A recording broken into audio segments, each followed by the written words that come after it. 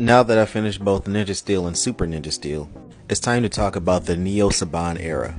During this time period, Disney had decided they were not going to make new Power Rangers seasons, so Saban decided he was going to buy it back and this time air it on a new network with new seasons, Nickelodeon. Now, I will give this era its props. This is the era where a lot of the fan base came back, and this was thanks to the heavy promotion of Saban and being able and accessible on a new network to new people, Nickelodeon. And even still to this day, more people have Nickelodeon accessible than, say, Disney XD, what was known as Toon Disney back then. But this era, unfortunately and objectively speaking, is the worst era of Power Rangers. And a lot of that is thanks to the execution of Saban.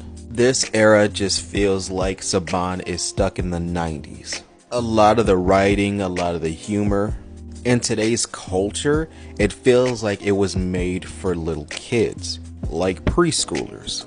Power Rangers is a series that's typically meant for kids to preteens, not necessarily children that are watching Cocomelon. The era unfortunately starts off with Samurai, and no matter if you're a fan or not, objectively speaking, the execution is very terrible. The story itself, it's good and has potential, but the way Saban decided to tell it was unfortunately not the proper way, and especially for American audiences.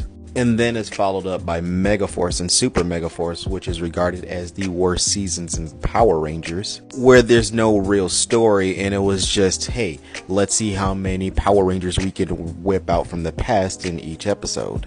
Dino Charge is a pretty cool story and great characters, but overall, if we're talking objectively speaking, with the story execution is held back by Supercharged just a little bit. And then Ninja Steel is so forgettable that people would rather much watch Megaforce or Super Megaforce. Another weird issue that each season almost has, with probably the exceptions being Samurai and Dino Charge, which does somewhat affect the story, is the improper soundtracks they use in the series. For example, when they defeat the main villain in Megaforce, instead of actually using the Megaforce theme, if you actually hear it and listen clearly, that's the Samurai theme song, taking away the drama that was supposed to be there supposedly and making you remember a season that was better than Megaforce. And same case in Ninja Steel. If you listen clearly, you can hear the Dino Charge theme song.